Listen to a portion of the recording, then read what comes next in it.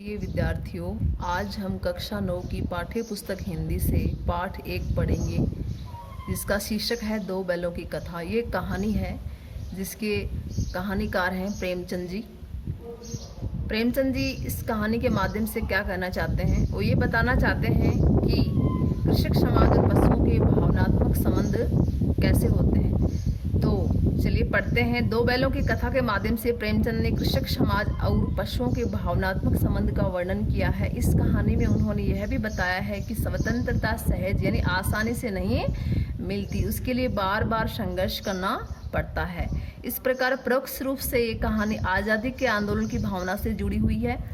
लेखक के अनुसार गधा एकदम क्या होता है, सीधा और निरापद जानवर है। निरापद यानी सुरक्षित जानवर है। वह सुख दुख लाभ हानि किसी भी दशा में नहीं बदलता, यानी हमेशा एक जैसा रहता है। उसमें ऋषि मुनियों के गुण होते हैं, फिर भी आदमी उसे बेवकूफ कहता है। बैल गधे के छोटे भाई हैं जो कई प्रकार से अपना असंतोष प्रकट करते हैं। चलिए पढ़ते हैं इस कहानी को। झूरी के पास हीरा और मोती नाम के दो स्वस्थ और सुंदर बैल थे। वह अपने बैलों से बहुत प्रेम करता था। हीरा और मोती के बीच भी घनिष्ठ संबंध था। एक बार झूरी ने दोनों को अपने ससुराल के खेतों में काम करने के लिए भेज दिया था। वहां उनसे खूब काम करवाया जाता था, यानी वहां पे जो गया नाम का व्यक्ति था वह उन्हें खूब काम में लेता था, लेकिन खाने को रूखा सूखा ही दिया जाता था। अतः दोनों रस्सी तुड़वाकर झूरी के पास भाग आए।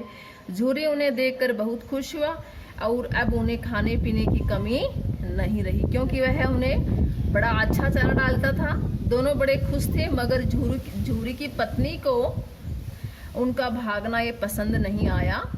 किसने, झूरी की पत्नी ने क्या किया, बैलों के चारा कैसा डाला, सूखा चारा खिलाया उन्हें। दूसरे दिन झूरी का साला फिर उन्हें लेने आ गया।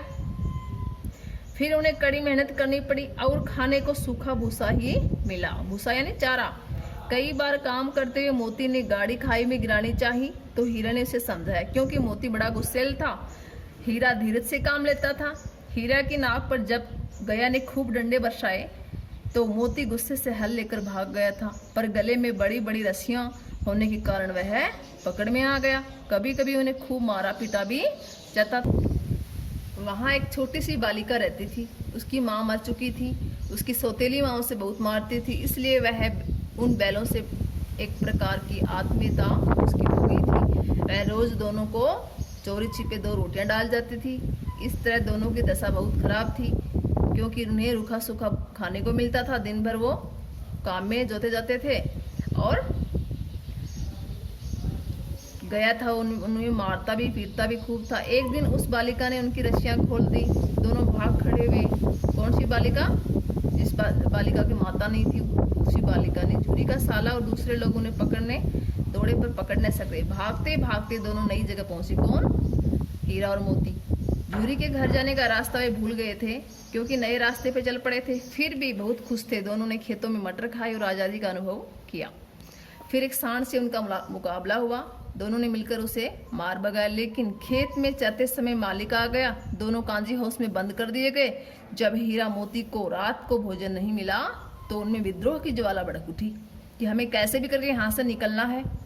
फिर एक दिन दीवार गिराकर दोनों ने दूसरे जानवरों को भगा दिया। जो अन्य जानवर बंदे थे उनको वहां से भगा दिया।